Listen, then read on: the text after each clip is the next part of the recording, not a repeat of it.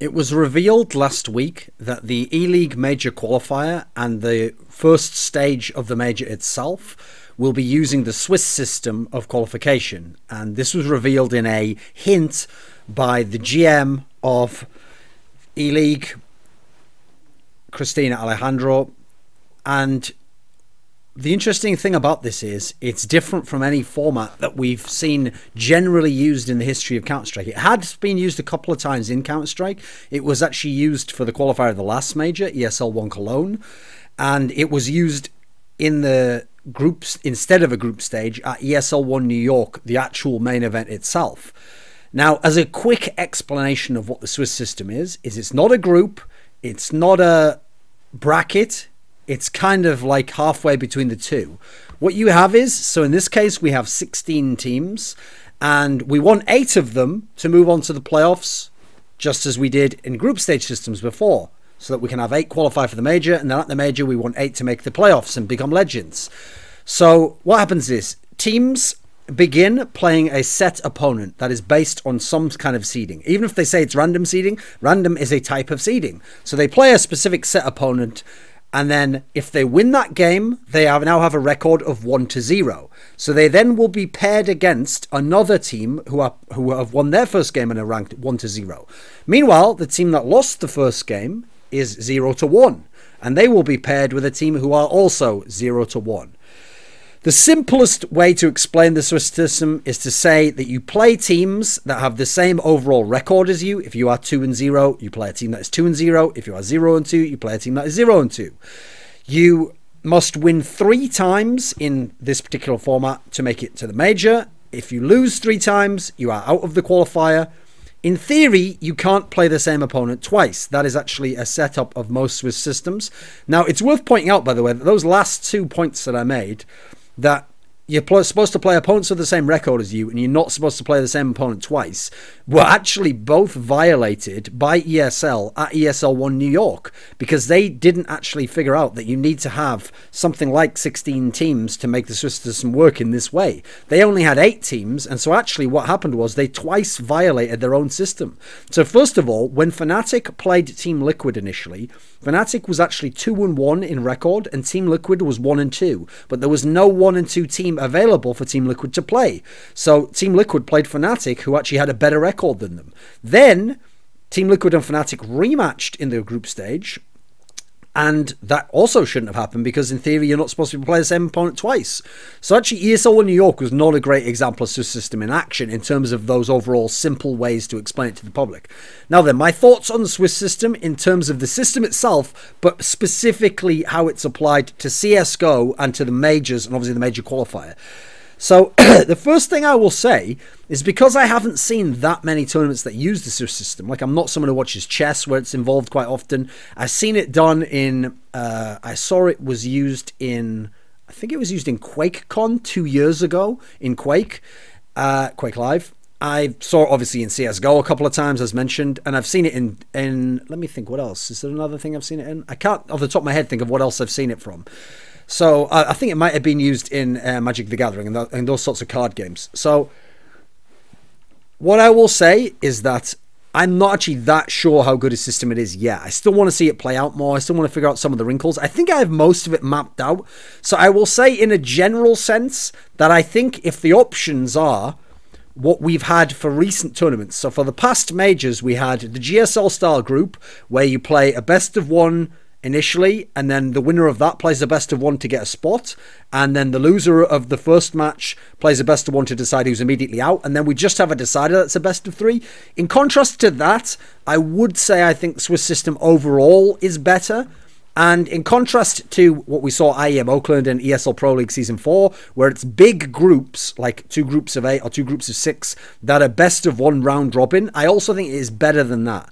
Now, in terms of it being better, than GSL system. One area I think it is better than the GSL system, as we've seen in past majors, is I don't like it in the GSL system that in theory the best way for a fluke to occur is for a team to win the 2 best of 1s. If they win their first match and then they win the winners match, they're through after winning 2 single maps, and that's actually the most common way that you see flukes occur. It's actually much more rare that you see like where Flipside in the last major won a best of 3 against an IP and they decided to get out. Instead what you get is scenarios like Team Liquid at MLG Columbus, where I consider that a bit of a fluke, the way that they got out by just getting a win over Fnatic in very close fashion because it was a best of 1. I don't think they would have beaten Fnatic in that best of 3 if they'd have played them at that point in time. So I do like that it takes that away, because the fact that you play the opponent who has the same record as you actually makes this sort of a fluke much less likely, from at least my understanding of the system and what I've seen in terms of how it plays out. Because it's not just that, well, surely, Thorin, all you need is to win 3 best of 1s. That's not much more, is it? First of all, winning 3 best of 1s and having much of them be flukes is much more than winning 2 best of 1s. And secondly, you're not just playing 3 best of 1s. That's the point. Because, for example, one of the problems with the old GSL system is that if you upset, say in your first match, you're a massive underdog, right? And you fluke the first match and you upset your opponent in a best of 1. So you go to the winners match, right? Well, in theory, the winners match should still be a good team who'll take care of you, right? But every now and then, if you get 2 flukes happen, it ruins the tournament. A perfect example, by the way, would actually be at, let me think, ESL Pro League Season 1 finals, which was the one where in Group B, Fnatic lost to CLG in a close game on Mirage, and then TSM, the Danes, lost to Luminosity. If they were actually called Luminosity at that point in time, I think they were. If they weren't, then they were called Keed Stars. But it might have been Keed Stars, actually. They lost to the Brazilians of Fallen, etc. But before they had, you know, FNX and Taco, etc. So because there was 2 upsets in the initial games, it meant that CLG got to win what was actually a much easier winners match than you could normally ever get. Won a best of 1, got to the semi-finals, Cloud9 got to play them, Cloud9 smashed them, and that was kind of a joke that they got to the semi-finals there. So the problem is it's not just the 1 upset that happens, it's the 2. Well, in the Swiss system, say you get those 2 upsets, okay, in theory those 2 teams could play each other, right? Yeah, but then they're still going to have to play someone at that point, whoever wins that match, who is also 2-0, and that's very unlikely that that's going to be an upset, because for it to be an upset at that level, you're going to have more than just 2 upsets occur. You're going to have like, you know, maybe 3 or 4 occur to get you to that point. So it's much, much less likely. And as a result, it's kind of got a parity or an error correcting aspect to the group system because of the record element. So I think that is good to note, and I think it will take away some of the randomness, or just some of the luck. Let's put it that way. It's not really random as much as it's just luck that occurs sometimes. So I like that, and it feels more like if you win out in this scenario, you earned your way out more. Now then, with that said, I will say that one of the things I also dislike about best of 1 round robin big group systems, because that's another thing people were suggesting is a possible thing you could do for qualifiers and majors, is I actually think that the reason why there's more, again, not really random, but more random, like more unexpected, more variance in the results in those big groups, as you've seen from both Pro League and IM Oakland, where the teams that make the semis never win the tournament, the ones who won their groups.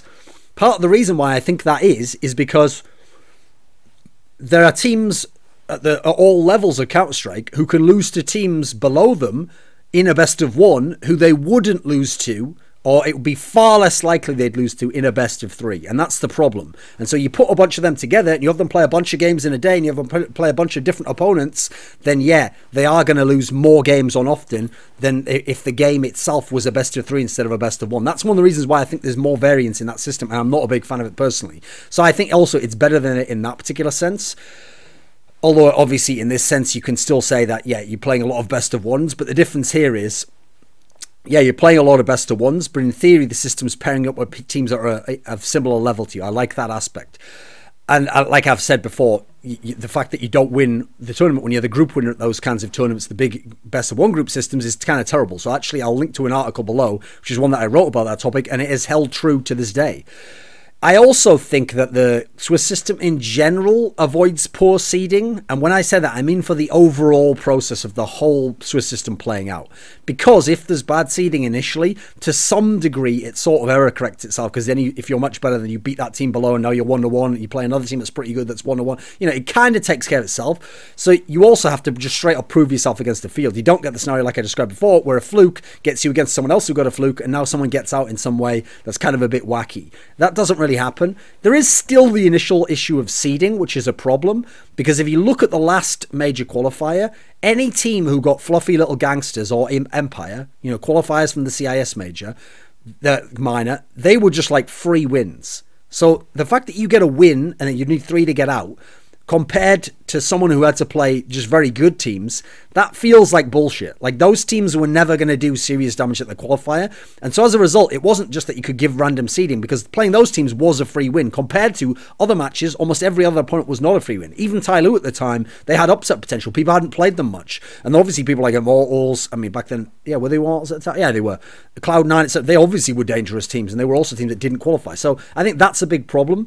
Problem is, you can't actually avoid this aspect, because as far as I know, Valve still does not allow the tournament to decide all of the seeding. They still want some of the seeding based on past results and based on the rest of the qualification system. Therefore, I can't just take CLG, for example, and I'm no joke, I would put CLG ranked 3rd to last in this field. I would have the 2 CIS teams at the last positions, and then I would have CLG right after them, because I think CLG is complete crap and their lineup is nothing like the lineup that was coming from the last major.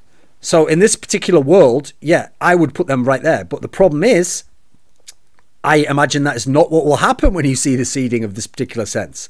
So I think that they will be in the top 8 of the seeding, because they come from the last major, and the bottom 8 will be the teams that all come up from the minors. So I have my issues with that. That's an example of how the seeding aspect doesn't work. But that's not the fault of the Swiss system. That's the fault of the people seeding it. And ultimately, since it's Valve who determined that, that's in some way Valve's fault. So it's not the Swiss system to blame for that. I don't like that the Swiss system removes preparation elements. So for example, when you saw your group before and you saw the 3 other teams, you could prepare specifically for those 3 teams, just watch their demos, figure out anti-strats, figure out the maps you're very likely to play. It rewarded preparation, the old GSL system. That's one thing I did like about it. So I do think teams like Flipside are obvious favourite one. That's one of the reasons I think they kept getting into majors.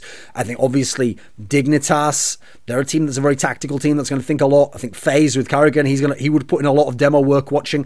I think these teams get a little bit of a hit in this sort of a system, whereas teams that are just very skilled actually might gain. So for example, I actually think a team like G2 might gain from this particular kind of a setup, where if no one knows that they're necessarily going to play G2, I think G2 with their kind of very basic style of play and star players like Scream and Shocks, I think this helps them. It gives them a better chance of getting out than if they were in a straight up group necessarily. Now, there is an issue also in terms of the seeding aspect, that I remember I read online that in chess, sometimes it's considered favourable to lose the first game if you're a really strong player, because then you get a weak opponent and you get a win there. Like, that sounds weird because you've given up a tournament life because you've lost as well.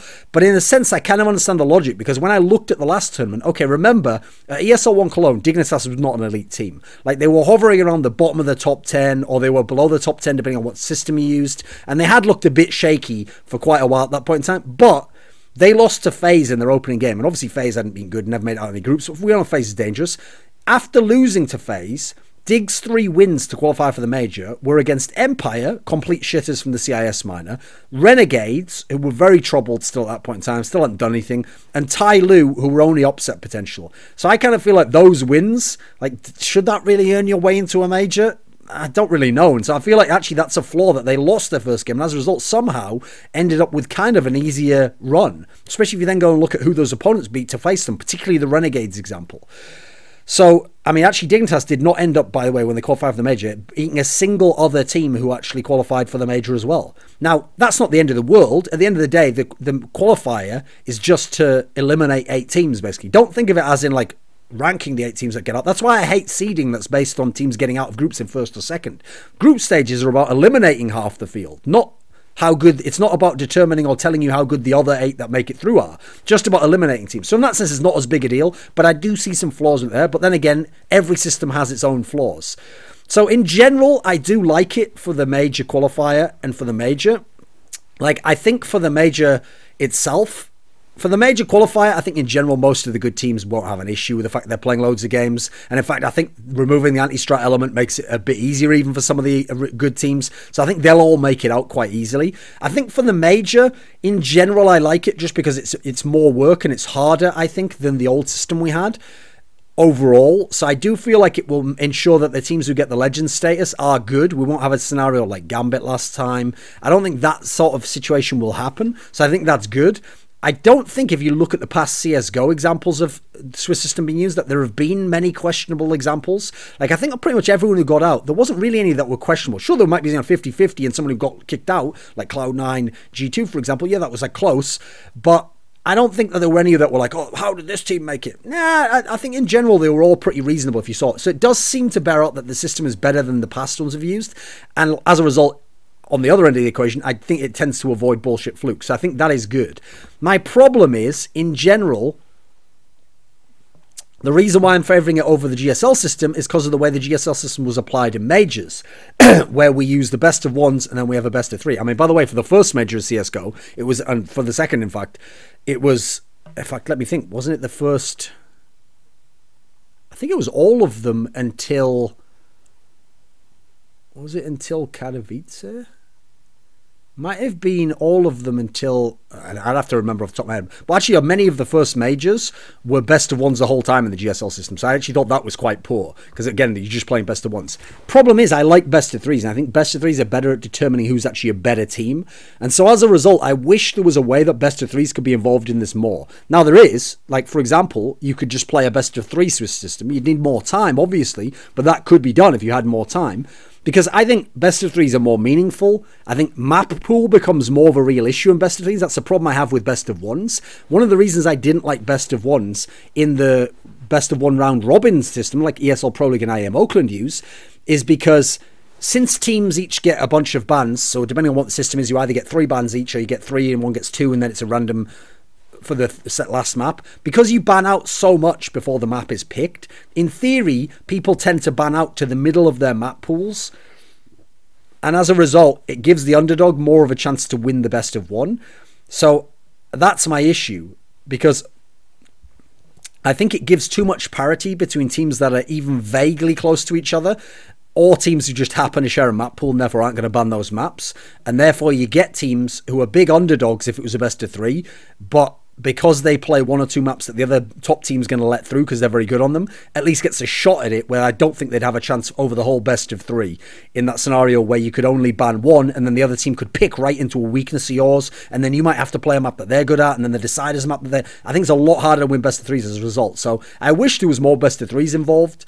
And in fact, I think as an alternative, if I had the choice, I might not choose Swiss system. If I had the choice instead to choose GSL system like we had at last majors, but with every match as a best of 3, I think I would choose that. The problem with that is I would only choose it if we also had proper seeding for the majors that was based on recent results and not based on the last major.